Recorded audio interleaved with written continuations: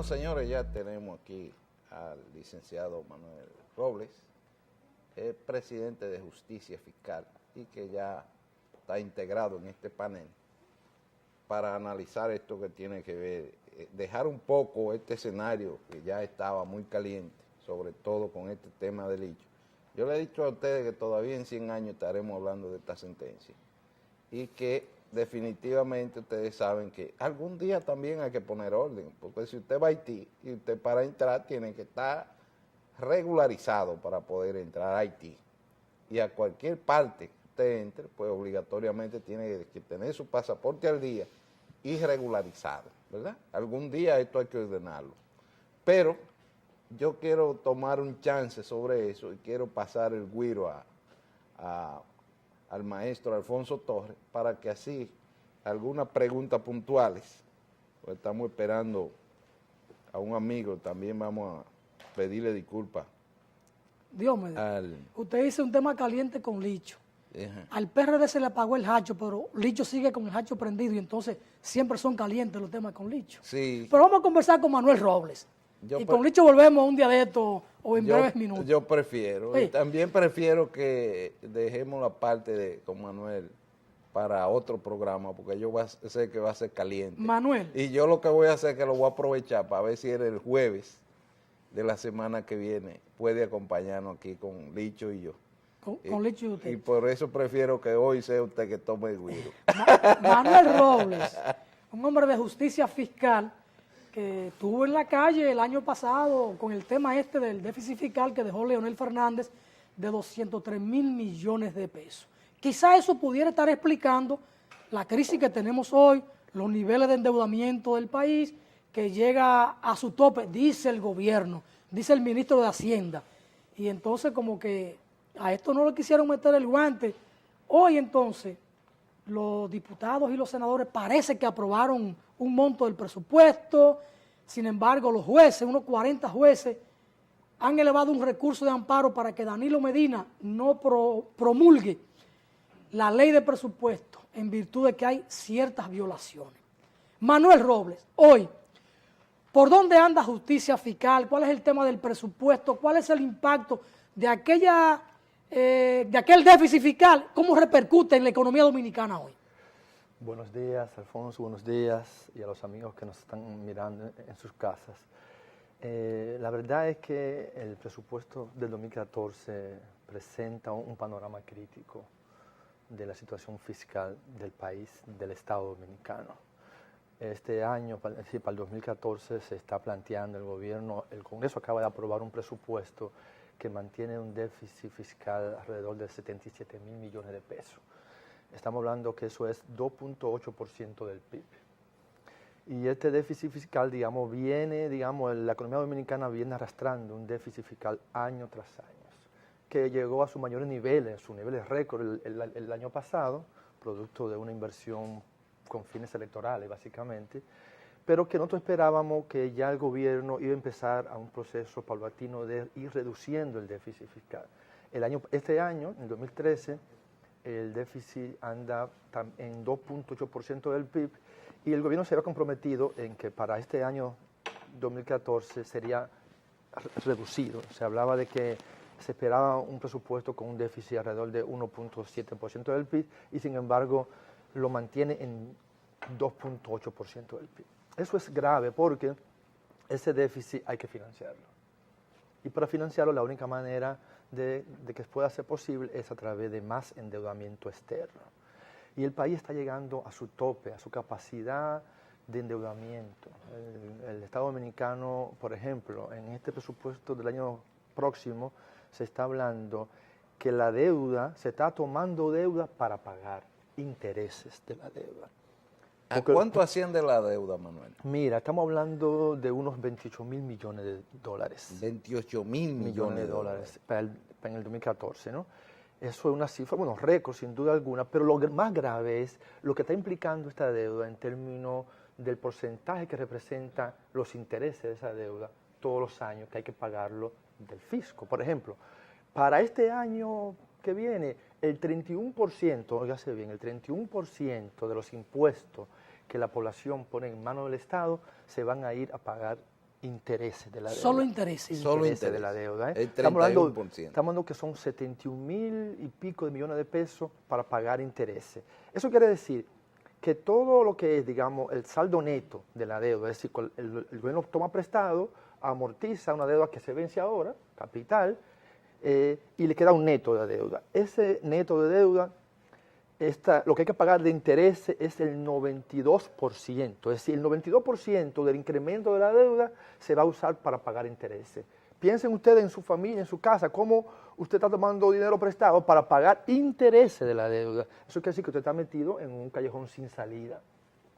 Esto no resiste más. Y sin embargo, y tú dices, bueno, si está tomando prestado para hacer más infraestructura, si es para querer proyectos de inversión importantes, pero no. Se está tomando prestado porque el presupuesto de la nación tiene muchas rigideces. Si tiene, digamos, gastos que no puede evadir. Uno de ellos es precisamente los pagos de intereses. Pero también una partida importante está contemplada, 44.000 millones de pesos, para subsidiar el sector eléctrico. 44.000. 44.000 O sea que aumenta millones. 4.000 millones más. Exactamente. Este año. Está Porque, planteado así y siempre lo que ha sucedido es que se proyecta uno y después se paga más. Pero este año se aumentó mucho más. Y ahora se está proyectando 44.000 millones de pesos y no se ve como ningún plan concreto para que el gobierno pueda deshacerse de ese lastre que significa Pero para el la problema finanza con la luz sigue grave. sigue grave, no hay, digamos, una reducción de la pérdida del sistema técnico, la cobranza no mejora, es decir, La luz es cada vez más cara. Nos vemos como entrampados en un sistema eléctrico que está sacándole recursos a la sociedad dominicana que deberíamos estar utilizando para salud, para educación, para seguridad social, para seguridad ciudadana, y que sin embargo tenemos que estar inyectándosele a un saco sin fondo. Eso Porque de la luz es un saco sin fondo. Eso tenemos, y eso todavía estamos pagando dinero ahí que no se está revirtiendo en un beneficio de la calidad de vida de la gente. Entonces, este es un presupuesto, el 2014, lamentable, un presupuesto que hay poca creatividad, un presupuesto se mantiene en la misma estructura del año pasado, idéntica prácticamente, y que no está, digamos, de cara a las prioridades del país.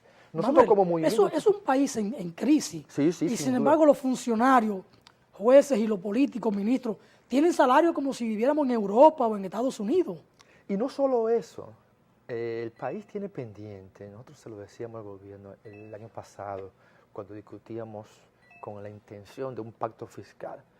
Si nosotros no metemos mano al tema de la calidad del gasto, es decir, la población hace un sacrificio, un esfuerzo, de su bolsillo, se le sacan dinero para pagar impuestos. Entonces, ese dinero tiene que gastarse de la manera más eficiente posible, de tal manera que cada centavo que tú, que Alfonso, que cualquier ciudadano pone en mano del gobierno, sienta que tiene un administrador de esos recursos que va a ser eficiente en su uso. Pero vemos que no sucede así. Vemos que es un Estado muy ineficiente, es un Estado lleno de instituciones que no dan ningún servicio o que el servicio que dan sale muy costoso. Por ejemplo, hay un ejemplo muy puntual que tiene que ver, por ejemplo, con el barrilito, con el cofrecito, que son dineros que se usan para clientelismo político, que son dineros que no están usados para desarrollo. Realmente llega ese dinero, ese barrilito. Bueno, llega, ¿Usted cree que no se queda en los bolsillos? Llega en manos de los diputados y senadores que lo administran a su mejor parecer, haciendo funciones que no le corresponden a un Congreso. Porque el Congreso tiene tres funciones, principalmente: legislar, representar a sus ciudadanos y fiscalizar. Fiscalizar al Poder Ejecutivo, sobre todo. No hace ninguna de las tres realmente, sino que lo que se dedican es asistencialismo, a dar una factura de medicamentos, una labor que le corresponde al Poder Ejecutivo. Pero y a salud pública. Pero, por ejemplo, miren, es un tema crítico el de la salud dominicana. La República Dominicana tiene los peores indicadores de salud del continente, o de los peores. Estamos hablando que tenemos 196 muertes maternas por 100.000, que es altísima. Tenemos una alta mortalidad infantil. Vemos, por ejemplo, cómo el dengue matan cada año. 200 se llevó este año. Y tú que en Costa Rica mata 4. En Cuba no muere uno. No muere uno. Sin embargo, ¿qué pasa? Porque esto es bueno que la gente sepa, señores, porque tiene que ver con el uso de los recursos públicos. En 2001, en el país se aprobaron 2 leyes fundamentales para el sistema de salud. Se aprobó la Ley General de Salud y se aprobó la ley que crea el Sistema Dominicano de Seguridad Social.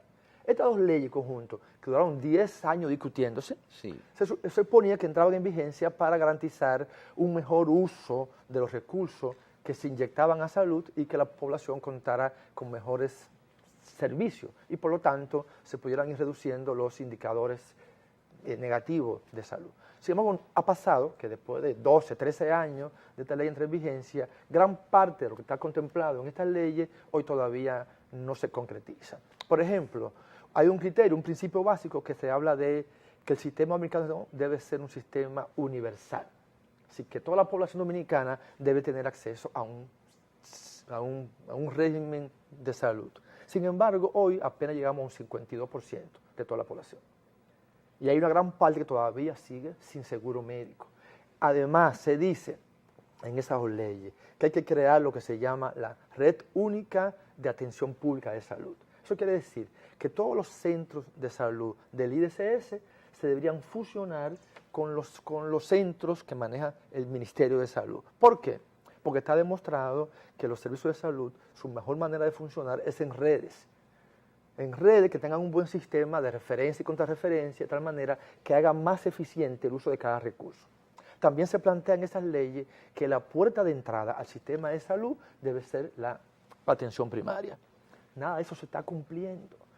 Seguimos con un ¿Qué es eso de atención primaria? Atención primaria quiere decir, son servicios sanitarios focalizados en prevención de la salud y en educación de la salud. En muchos países se dice, y atención básica, se dice que los problemas de salud de una población, el 75% debía resolverse en ese nivel de atención. Atención primaria. Y que solo los niveles más complejos fueran a los niveles de más complejidad, los hospitales grandes. Aquí el país no funciona así porque no hay un sistema de referencia, contrarreferencia que garantice que esta sea la puerta de entrada. Pero, por ejemplo, todavía el ICS tiene una aseguradora que se llama Salud Segura. Pero existe SENASA. ¿Por qué? Y SENASA ha demostrado que es mucho más eficiente. ¿Por qué no fusionamos eso? Eso es que el haría tema mucho, de la seguridad social. Sí, que haría mucho más eficiente el servicio de salud. Entonces, eso para poner un ejemplo. O, por ejemplo, la gente dice, por ejemplo, que INESPRE vende barato. ¿Y Pero qué vende pero barato?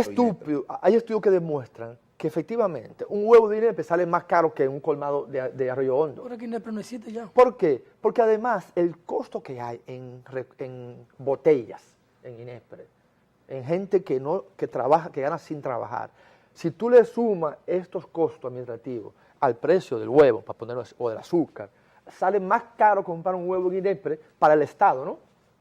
Para la sociedad dominicana, que en Arroyo Hondo. Entonces, estamos diciendo que estamos haciendo un uso ineficiente de los recursos públicos. Hasta que el gobierno dominicano no se meta en una profunda reforma del gasto público, nunca el recurso van a dar, nunca van a ser suficientes. Cuando mantengamos una cancillería, por ejemplo.